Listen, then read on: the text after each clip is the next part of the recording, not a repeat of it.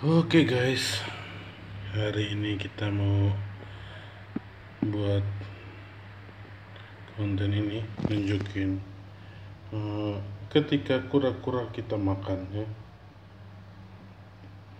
Berikut ada dua kura-kura ya. Ini kura-kura Brazil, yang ini kura-kura Ambon. Nah, ini kura-kura Brazil sebenarnya bukan dari Brazil impor ke sini enggak ya, tapi mungkin leluhurnya yang dari sini. Dia kita beli dulu dari masih bulat gitu ya, masih segede koin lah ya, sekitar 3 sentian, dan sekarang sudah sekitar 8-9 senti lah.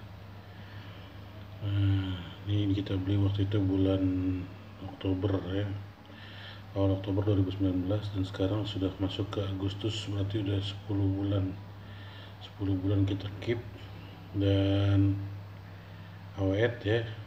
Sementara si Ambonnya ini baru 2 minggu ya, belum seminggu malah ya, belum seminggu. Nah, tapi mereka nampaknya akur-akur aja. Di tempatnya kita ada kayak ember gini ya, ember kotak, ukurannya itu sekitar 30 kali 50 cm ya. Nah, untuk makan kemarin dari sellernya yang Ambon dinasihatin untuk ngasih makannya kangkung ya. Saya udah coba kemarin kasih kangkung dan ternyata ya dimakan, tapi nggak terlalu banyak, malah dia acak-acakin. Nah, kalau si Brazil kalau kita kasih kangkung juga dimakanin sih ya. Tapi kalau tips pemeliharaannya, kalau dulu si Brazil atau masih kecil, masih baby banget, saya kasihkan mereka makannya itu makan apa namanya, potongan ayam ya, ayam mateng ya. Misalnya kita makan ayam satu cubit, dan saya bersihin, lalu jadi nggak ada minyak misalnya ayam goreng gitu ya, kita bersihin, lalu kita kasih ke mereka serpihan kecil ya, di potes kecil, potes lah ya, terus dikasihkan ke mereka, dan syukurnya mereka makan dan mereka bisa tumbuh ya. Banyak pengalaman kalau pelihara kura-kura kecil mati. Kebetulan kita melihara kura-kura Brazil dan hasilnya masih hidup ya, bahkan sudah mulai besar. Tapi kita juga bukan berarti kita nggak punya pengalaman peliharaan kura-kura mati ya. Kita juga pernah punya pelihara damer dari ukuran kecil dan hanya bertahan 10 hari dalam pemeliharaan kita dan dia mati. Juga kita pernah pelihara bulus ya, bahkan 3 ekor bulus, yang satu udah juvenil, yang dua memang masih baby, dan akhirnya mati juga ya. Yang bulus nggak bertahan lama karena persoalannya jamur ya, jamur ada di badannya si bulus. Si damer juga sama sih, ada jamur-jamurnya juga ya, tapi kalau damer itu relatif karena dia masih baby ya. Dan saya jarang lihat dia makan. Kebetulan kemarin dapat baby Ambonnya, ukurannya udah 9 sentian, dan mereka segar ketika dikasih makan. Begitu datang langsung bisa makan ya, langsung mau makan. Oke, sambil kita cerita, saya akan coba tunjukin sekarang mereka makan. Nah, kemarin sih, dulu waktu belum ada Ambon ya, beberapa minggu yang lalu, kebiasaan saya hanya ngasih makan si Brazil ini pas malam hari, dikasih sekitar 1 sendok pelet untuk mereka berdua.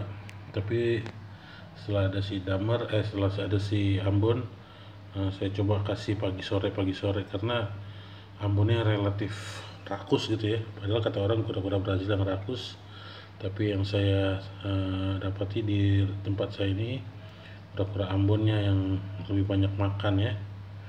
Oke, kita akan langsung saja makan pelet yang mau kita kasih itu pelet lele seperti ini ya. Mereka itu makannya lumayan semangat sih kalau pelet ya. Oke, kita coba aja, langsung kasih, kita sebar, jangan di satu titik aja, nanti takutnya kalau di satu titik berebutan ya. Nah, lihat ya, si Amboning ini sudah mulai makan. Oke, sementara yang Brazil, Brazil mencaplok satu, mencaplok. Oke, udah pada mau makan ya. Nah, kalau udah bisa makan begini, kura-kuranya makan yang kita pelihara aman nih, berarti dia ada yang masuk gitu ya. Sebelumnya kita pelihara bulus, saya belum pernah lihat dia makan, cuman kalau kita taruh makanan di tempatnya besoknya hilang ya, berarti dia makan tapi malu ya. Kalau kura-kura Brazil ini lumayan bisa kita lihat jelas makannya, dan kura-kura Ambon juga mereka lumayan doyan makannya. Dan rakus ya, kalau rakus sih sebenarnya kita bukannya sebel, malah senang ya kan. Para hobis, para pemilik hewan paling senang kondisi ketika hewan-hewan peliharaannya sedang makan gitu ya. Nah, lihat mereka cukup lumayan rakus untuk makanannya ya, udah hampir habis ya, udah mulai sepi itu makanannya. Oke, kita kasih lagi sebanyak yang tadi lagi, tapi nggak usah terlalu banyak karena nantinya dia akan malah jadi mengotori tempatnya ya. Nah, tempatnya juga airnya perlu kita ganti setiap hari kalau bisa ya, pagi sore. Karena apa? Karena semuanya dari sini, dia makan di sini, dia pup juga di air ya, makannya di air, pup di air. Nah kan nanti jadi jorok tuh, banyak kotor tempatnya ya. Kebetulan tempatnya ini warnanya abu-abu terang dan bisa membuat kita dapat memantaunya ya, kotor atau enggak gitu ya.